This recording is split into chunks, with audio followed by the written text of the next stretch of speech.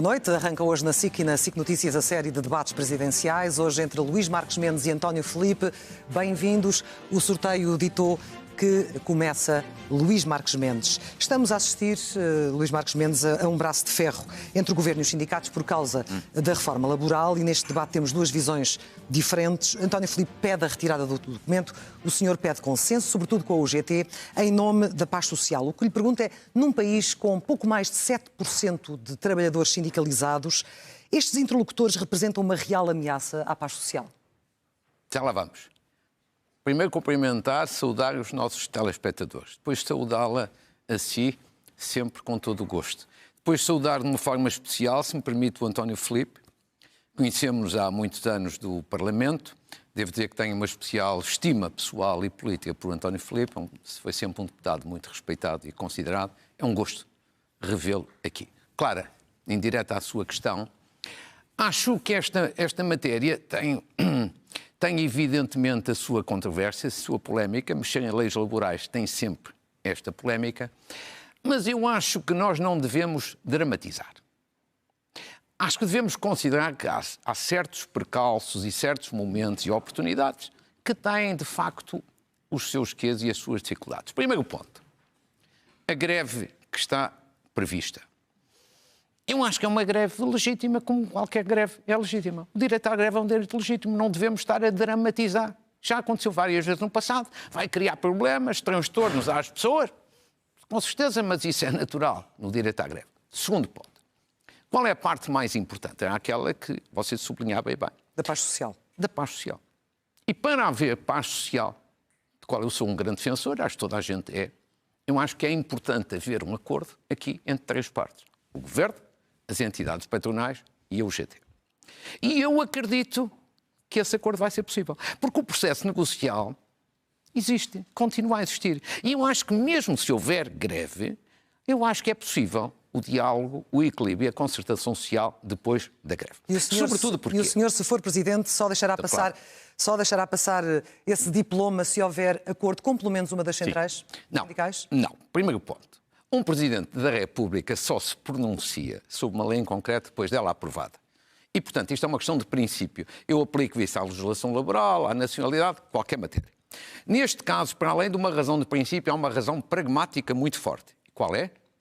É que este processo é um processo longo, até à aprovação no Parlamento. E eu acho que vai para além de 9 de março. E eu posso ter que, como Presidente da República, intervir como, digamos assim, árbitro a fomentar o diálogo e o equilíbrio. E porquê é que é... Para terminar, para passar a palavra a António. Com certeza. E porquê é que eu acho... Porquê é que eu estou confiante e otimista e acho que é possível um entendimento? Sabe porquê? Porque este entendimento é útil para as três partes, rapidamente. As entidades patronais têm toda a vantagem em ter um acordo. A lei, nessa altura, vigora durante muito mais tempo, é mais previsível. O Governo, que é minoritário, tem vantagem para evitar problemas no Parlamento ou um chumbo no Tribunal Constitucional. E a UGT também tem vantagem, porque se a UGT for igual à CGTP, ou seja, querer competir na rua, perde. As pessoas preferem, nessa altura, os trabalhadores, a CGTP, que é mais forte na rua, à UGT.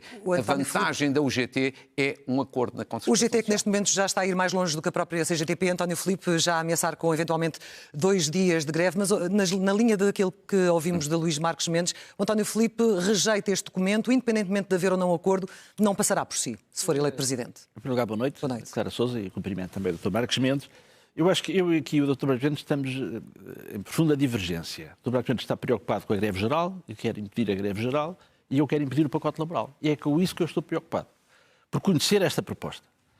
E nós estamos num país onde temos 2,5 milhões de trabalhadores que levam menos de 1.000 euros para casa, salários baixíssimos, e temos um código de trabalho em vigor que já fragiliza muito a posição do trabalhador. Este código, que é de 2003, é um código chamado Código Bagão-Félix, mas já foi alterado 24 vezes, mais de uma vez por ano, desde a sua entrada em vigor. E agora, mais uma vez, e com uma proposta que aponta para alterar mais 100 artigos do Código do Trabalho e que tem aspectos profundamente lesivos. E as exigências do mundo do trabalho também não estão a mudar? Agora, eu creio é que, obviamente, eu compreendo perfeitamente os trabalhadores estarem revoltados e ameaçarem com formas de luta perante aquilo que está em causa, que é de facto uma enormidade. Ou seja, estamos a falar de coisas como, mesmo que o Tribunal reconheça a legalidade do despedimento, o trabalhador não tem direito à reintegração. Estamos a falar de bancos de horas individuais para trabalhar 50 horas por semana. Estamos a falar do regresso dos famigerados do Odécimos. O senhor fala no retrocesso civilizacional. Qual é a norma que mais representa esse retrocesso? Eu acho que aquilo que está em cima da mesa é inverter toda a lógica do direito do trabalho. O direito do trabalho foi uma conquista histórica dos trabalhadores, no início do século XX, e para proteger a parte mais fraca da relação laboral, que é o trabalhador, perante o empresário. E estas alterações inverteriam a lógica do direito do trabalho, passaria a ser uma arma das associações empresariais e dos empregadores contra os trabalhadores, que veriam os seus direitos profundamente fragilizados. E, portanto, eu creio que, conhecendo esta proposta em concreto, eu não posso deixar de me pronunciar frontalmente contra ela, enquanto Luís candidato. Marques Mendes estará a prestar um mau serviço ao país se, enquanto Presidente, deixar passar essas reformas? Eu acho que aos trabalhadores, sim, certamente que sim, e ao país. Ou seja, eu não creio que o país não vive sem trabalhadores, não se cria riqueza, não se produz sem trabalho, sem trabalhadores. Agora, eu acho que os trabalhadores têm que ser defendidos, e eu orgulho muito de que me possam considerar como o candidato dos trabalhadores, que eu acho que eles devem ser respeitados, devem ver os seus salários melhorados e as suas condições de vida melhoradas e uma legislação laboral que os proteja. E eu acho que o Dr. Marques Mendes está do lado do Governo, aliás, é o candidato do Governo em funções e, portanto, está a defender a posição do Governo, mas tem consciência da enorme gravidade desta proposta, por isso tem essa posição, enfim, que procura ter aqui algum equilíbrio, mas que, no fundo, pretende é que este pacote laboral passe com alguma negociação, porque é evidente que o Governo faz uma proposta maximalista, com o objetivo depois de retirar algumas coisas para procurar dizer que ficar afinal é bom, quando não é. Tudo o que está aqui em cima da mesa é profundamente lesivo dos trabalhadores. É uma camisa apertada para si, Luís Marques Mendes? Não é de camisa apertada nenhuma. 2 ou 3 apontamentos muito simples. Primeiro, quem ouve o discurso do António Filipe, parece que nós estamos numas eleições legislativas. Não. Ora, isto não é uma eleição para escolher um primeiro-ministro ou para escolher deputados, é para escolher um presidente da República. O presidente da República não governa nem faz leis. Tem depois a sua magistratura de influência. E, portanto, parece que o António Filipe está noutra eleição. Mas isso é compreensível. O António Filipe é mais um candidato de facção de um candidato para verdadeiramente unir o país. Segundo ponto. Eu não tenho uma posição sobre este anteprojeto. É preciso que, em primeiro lugar, se perceba que estamos a falar de um anteprojeto. Não é ainda sequer uma proposta de lei, muito menos ainda uma lei. E, portanto, isto vai ter várias alterações. Eu coloco-me na posição que acho que um Presidente da República responsável e de bom senso deve colocar-se. Quem governa é o Governo, quer fazer esta alteração e tem todo o direito e toda a legitimidade. O Presidente da República tem que ter aqui 2 preocupações: diálogo e equilíbrio. Diálogo social, porque eu sou um fã do diálogo social. O António Filipe é compreensível porque está ao lado da CGTP, que nunca na vida assinou um acordo social. Isso não é verdade. Portanto, o António Filipe tem uma perspectiva diferente. Eu vou fomentar... Não assina desde 2006, é verdade, mas assinou outros anos. Permita-me só. E eu acho que é muito importante aqui uma boa relação com o UGT. O UGT não é uma entidade qualquer. É uma central sindical. Mas está ou não a radicalizar-se perante esta ameaça de 2 dias de greve? Não. Repare, o que é que isto revela sobre o que é hoje a UGT? Eu não sou um defensor que houvesse uma greve nesta ocasião, mas é um direito legítimo. O ponto não é este. O problema não termina com a greve. E eu vou sempre ser um defensor do diálogo social. E também aqui do equilíbrio. E porquê é que a UGT é importante? Este é que é o ponto que é preciso sublinhar. Para fechar. A UGT tem um histórico de vários acordos sociais. Já deu provas. Merece ser tratada com respeito, com sensibilidade. E mais do que isso, até no tempo da Troika, a UGT teve a coragem que a CGTP nunca na vida teve de fazer um acordo importante para o país. Mas, para mim, essencial. Diálogo e equilíbrio. António Filipe, a sua posição sobre as leis laborais, e já lhe dou a oportunidade de responder na linha da pergunta que vou colocar, e também a recusa enquanto chefe de Estado, aliás, disse-o, se fosse Presidente, não participaria nas cerimónias da próxima terça-feira dos 50 anos, do 25 de novembro. Estão a alimentar as críticas de que o senhor será um Presidente de facção, um Presidente politicamente alinhado. Quando um Presidente seleciona os momentos de Estado que representa, que mensagem é que passa ao país? Vamos lá. Pode responder também a Luís Marques Mendes e depois à minha questão. Eu sou tão de facção como o Dr. Marques Mendes, portanto foi líder do PSD, é do PSD, apesar de ter simbolicamente entregue o cartão, mas porventura irá depois buscá-lo a seguir às eleições. Portanto, não vamos por aí. Agora há aqui uma questão que é esta. Também não é verdade que a CGTP nunca tivesse assinado acordos. Aliás, o mais irrelevante que assinou foi sobre o salário mínimo e o Governo depois é que não cumpriu. O último foi Agora, há 20 eu anos. acho que é importante dizer o que é que eu faria como Presidente da República. Obviamente que esperava pela legislação. Enquanto candidato, acho que devo pronunciar sobre as coisas que estão em cima da mesa e que preocupam as pessoas. Faria duas coisas. Primeiro, analisaria a constitucionalidade das normas que fossem aprovadas e aquelas sobre as quais tivesse dúvidas ou convicções sobre a sua inconstitucionalidade, suscitaria a questão ao Tribunal Constitucional para que decidisse. Aquelas que eu considerasse, para além disso, que se fossem lesivas dos trabalhadores, eu diria isso à Assembleia da República. Ou seja, dirigir uma mensagem à Assembleia da República das minhas razões, porque é importante que os portugueses que elegem o Presidente da República saibam de que lado é que ele está relativamente às questões que preocupam as pessoas. Eu diria, eu creio que... Eu sei que a Assembleia da República poderia prevalecer. Sei isso, não esconderia isso, porque eu acho que o Presidente da República pode aquilo que a Constituição permite e não se deve arrogar a prerrogativas que a Constituição não lhe dá. Mas eu, na mensagem que dirigia à Assembleia da República, apelava para que ponderassem os aspectos que eu considerasse lesivos dos trabalhadores e depois a Assembleia da República faria o que entendesse e eu provavelmente seria obrigado a promulgar.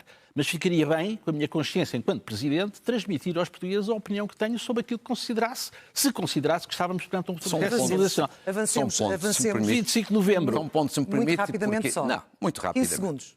Alguém que quer ser Presidente da República com sentido de Estado, com capacidade de mediação de conflitos e com capacidade para ser árbitro, não diz com esta antecipação, olha, eu vou chumbar, vou vetar aquele diploma. Não. Isso não é de um Presidente da República. As posições já estão claras. Eu entre as associações empresariais de um lado e os trabalhadores do outro, eu não sou neles. Estão claras. Estou do lado dos António trabalhadores. Filipe, um Presidente pode escolher os momentos em que representa o Estado ou não? Eu acho que sim, pode. Eu acho que esta sessão do 25 de novembro é contra o 25 de abril.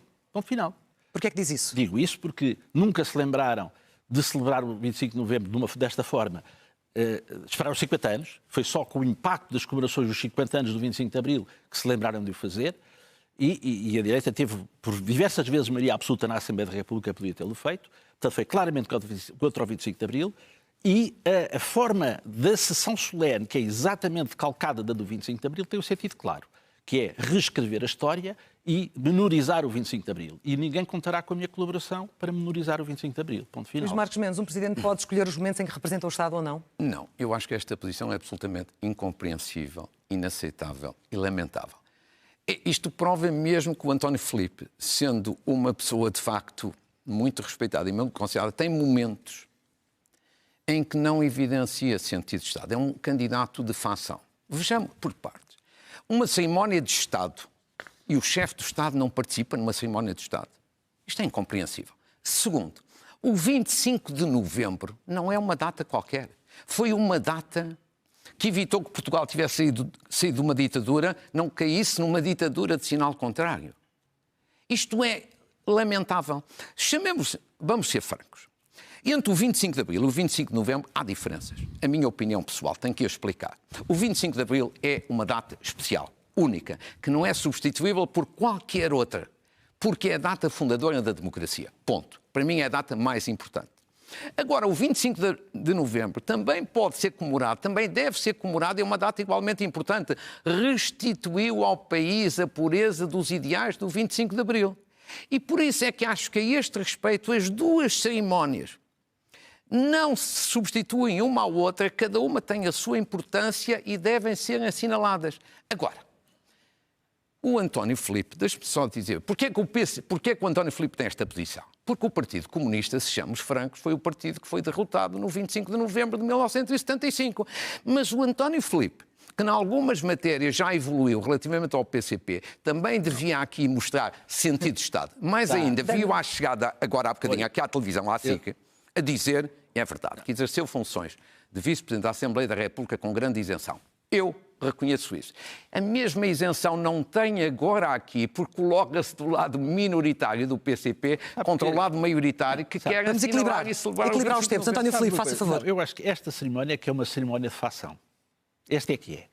Porque sentiram agora a necessidade de a fazer aquelas forças mais retrógradas, ou seja, quem está a promover esta cerimónia para reescrever a história foram aqueles que defendiam no 25 de novembro a ilegalização do PCP e que foram derrotados.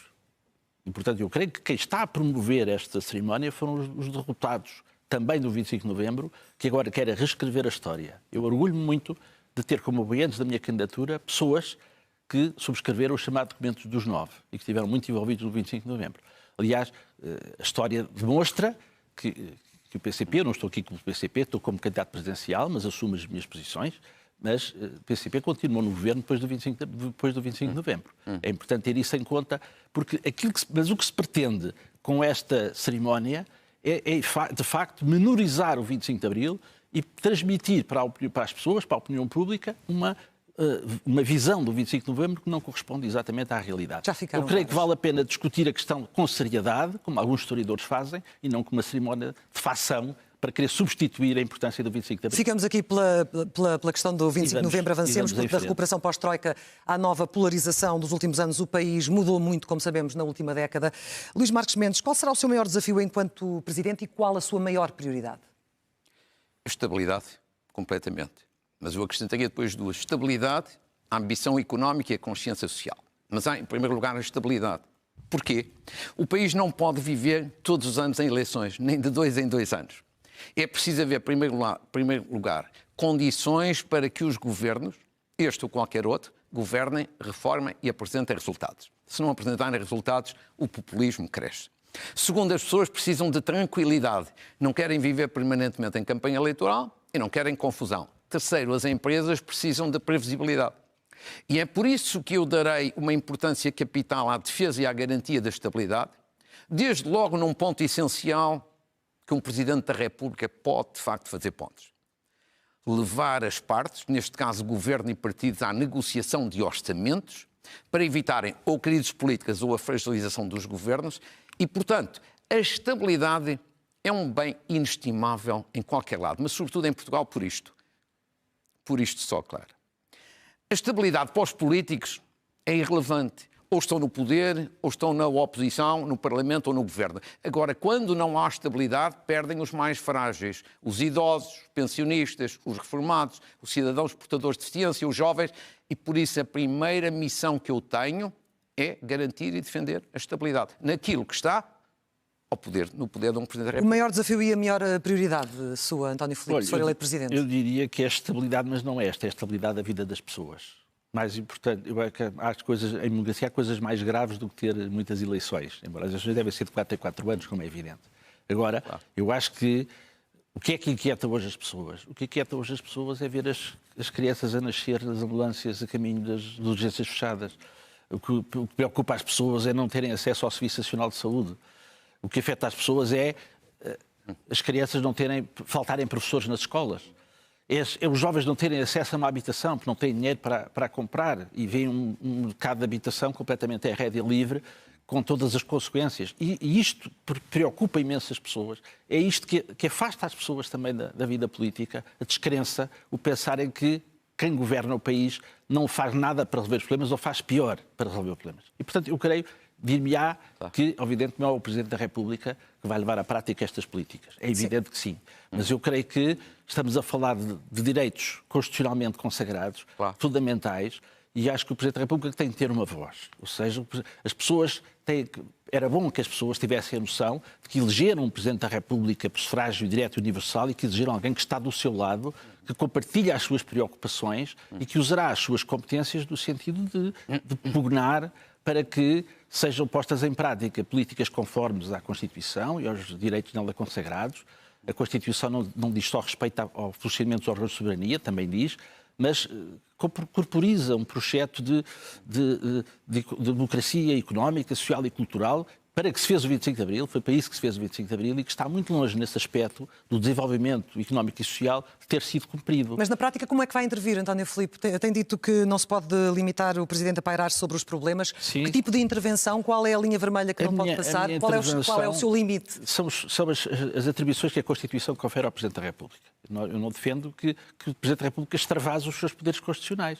E em muitas matérias, no confronto com os órgãos de soberania, a sua opinião pode não prevalecer. A democracia é assim. e, portanto, pode haver uma maioria parlamentar que ele considera outra coisa e que, apesar dos apelos do Presidente, não siga por aí e não prossiga as políticas que o Presidente possa considerar mais justas.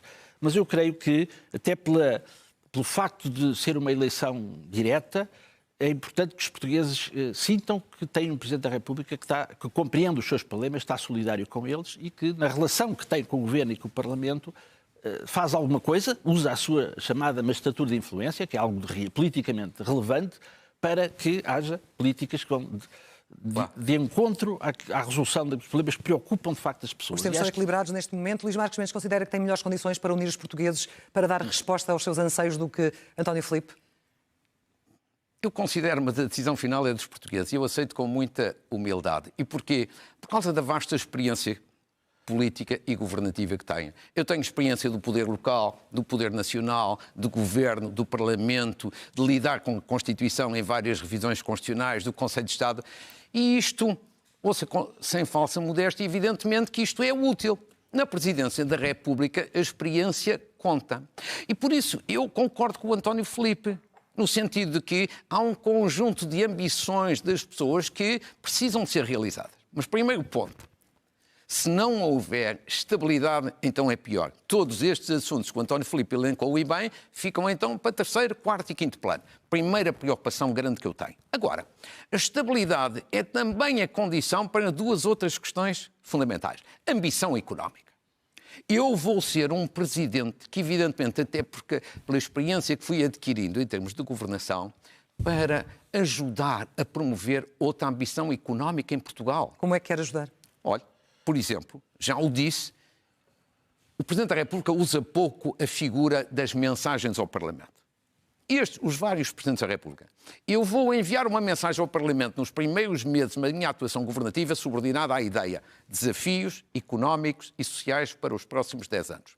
Ou seja, nós não podemos pensar apenas na perspectiva do curto prazo, temos que ter uma ideia de médio prazo. E segundo, temos que ter ambição.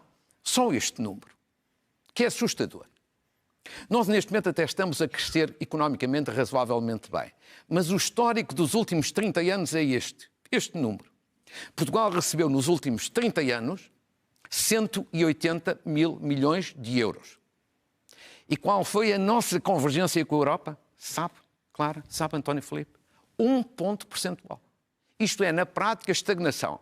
Em grande medida por causa daquela crise brutal que tivemos quando a Troika esteve cá dentro. Nós temos que ter outra ambição pelas reformas que há que fazer, pela inovação, por maior concorrência, pelo uso da inteligência artificial.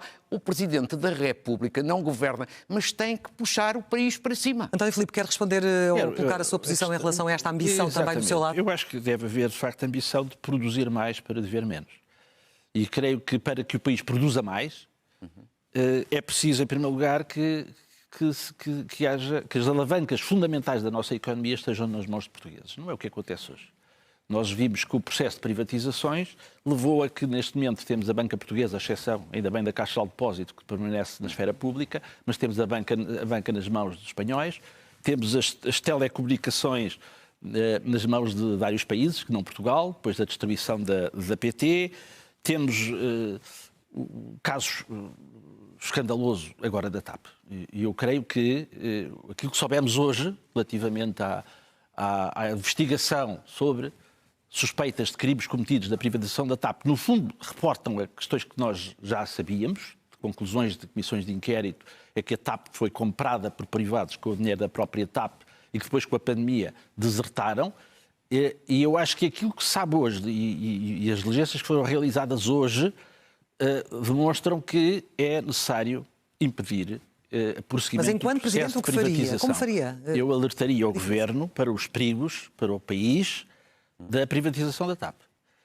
E, portanto, creio que era da mais elementar prudência que o processo de privatização que está em curso fosse travado. Até porque os protagonistas, enfim, são os mesmos. E, portanto, eu creio que é fundamental defender a economia nacional, fazer com que a economia nacional permaneça em mãos nacionais, que o Estado tenha aí uma intervenção. Eu sou a favor dos vários setores, não tenho nada contra a propriedade privada. Agora, acho que as alavancas fundamentais que garantam a independência nacional, o Estado deve ter aí um papel relevante e defender aquelas que são as grandes empresas nacionais e que não deviam sair de mãos portuguesas e, infelizmente, têm saído. E o Dr. Marcos Mendes faz parte desse consenso neoliberal que permitiu que as coisas chegassem ao ponto da questão e que ameaçam prosseguir com a governação que está a ser posta em prática. E já agora eu gostaria que, se quiser pronunciar sobre a privatização da TAP, seria útil para os portugueses. Muito rapidamente. Se quiser, pronunciemos já. Eu acho que o país devia saber isto. E assim, se não houver privatização da TAP, ainda que seja uma privatização parcial, a TAP não vai crescer. E explico porquê. Pelas regras de Bruxelas, não é possível o Estado meter um euro na TAP. E se não meter um euro na TAP, então a TAP vai definhar e não tem capacidade de competir no mercado internacional. Logo, tem que haver acionistas privados, porque o Estado não pode meter dinheiro. Isto é de elementar bom senso, de conhecimento e, sobretudo, de defesa do interesse do país. Agora, eu queria ainda voltar a coisa. Eu falei da estabilidade. Nós temos que avançar, mas seja rápido, por favor, Luís Marques. Claro. Portanto, acha que a privatização deve prosseguir? Não, deve prosseguir por esta razão de interesse nacional. Porque é preciso meter dinheiro na TAP, investir na TAP para a TAP poder crescer, de outra forma não consegue competir com as outras companhias que metem dinheiro e o Estado não pode meter dinheiro. Vou dar a palavra ao António Filipe para refutar esta parte da TAP, por favor, António e da posição Filipe, não de... Você é um jurista, estas são regras elementares de Bruxelas, não vale a pena, em matéria de facto, estar aqui a fazer demagogia. António. Agora, o ponto para mim... Não, António, a possibilidade de responder. Não aprendemos nada. Isto é um debate. Tivemos uma privatização da TAP feita à última da hora, porque o Governo já não tinha legitimidade para isso, com o Secretário de Estado, que atualmente é o Ministro das Infraestruturas, e sabemos que se o Estado não tivesse feito a intervenção que fez da TAP hoje, não havia TAP, pura e simplesmente. Sabemos que a TAP é uma companhia de bandeira importantíssima para o país, euro na TAP. E sabemos que a TAP está a dar lucro. Portanto, você como bom jurista que é, não devia fazer esta demagogia. Agora, concordam em discordar, mas temos que avançar para outros temas importantes, Luís Marcos Mendes, porque se o país caminhar para uma deriva, já falou da estabilidade, mas há aqui uma questão que é um teste ainda mais exigente para o próximo presidente, claro, seja este, seja nos próximos 10 anos, se o país caminhar para uma deriva autoritária, mesmo que legitimada pelo voto, o que pode fazer o presidente para garantir a tal qualidade da democracia de que tem falado?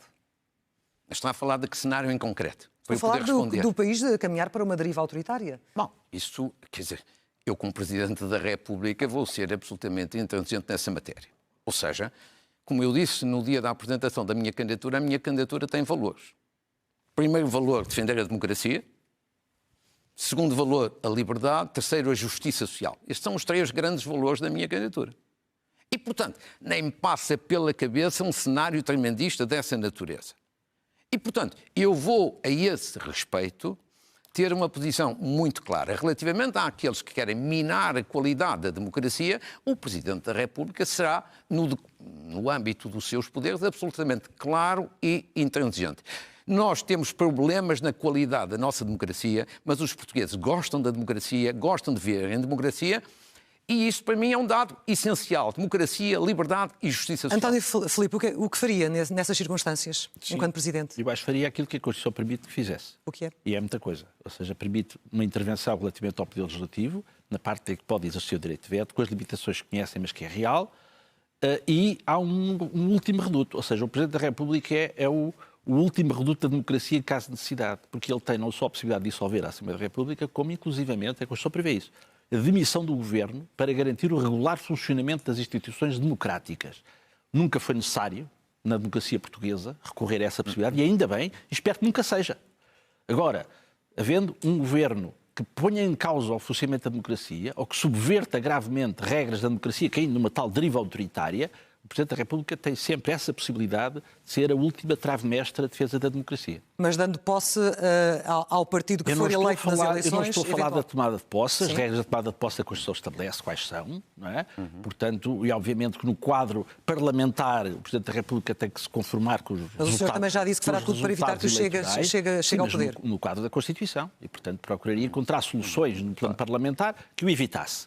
Mas, perante uma conjugação de forças na Assembleia da República adversa àquilo que eu consideraria que era importante para o país, teria que me conformar com isso, mas manteria a plenitude dos meus poderes de intervenção no quadro da Constituição e sendo o último reduto de defesa da democracia e da Constituição, se necessário. Agora, espero que nenhum Presidente da República se veja na necessidade de ter que recorrer a esses mecanismos mais extremos. Entramos nos 5 minutos finais. Eu quero falar ainda da União Europeia e de NATO, porque nos próximos 2 anos a União Europeia irá ajudar a Ucrânia em 135 mil milhões de euros, só ainda não decidiu como. Também ouvimos ontem Durão Barroso dizer que a Europa tem que se preparar para uma provável guerra contra a Rússia. Neste contexto, António Filipe, o que é que se exige do chefe de Estado de um país como Portugal, membro da União Europeia e membro da NATO? Que defenda o interesse nacional, a soberania nacional, e que no quadro das organizações a que pertence, designadamente as Nações Unidas, a União Europeia e a NATO, que tenham uma voz própria. Ou seja, que se pronuncie não em função daquilo que as grandes potências que fazem parte dessas organizações e que as dominam pensam que nós devemos fazer, mas que tenham uma voz própria no sentido de defender uma posição de Portugal que seja consentânea com aquilo que nós consideramos justo e consideramos que é do nosso interesse. Mas no caso da Ucrânia, arrisca com António Filipe na presidência o país a falar a duas vozes? Não, eu acho que no quadro da União Europeia e da NATO nós deveríamos fazer tudo para que se avançasse com uma mediação que o mais rapidamente possível pudesse ter uma guerra. Luís Marques Mendes, papel do Presidente neste contexto? O Presidente da República não conduz a política externa, mas tem particulares poderes nesta matéria. E acho que a primeira coisa importante que os portugueses devem ter atenção é o seguinte.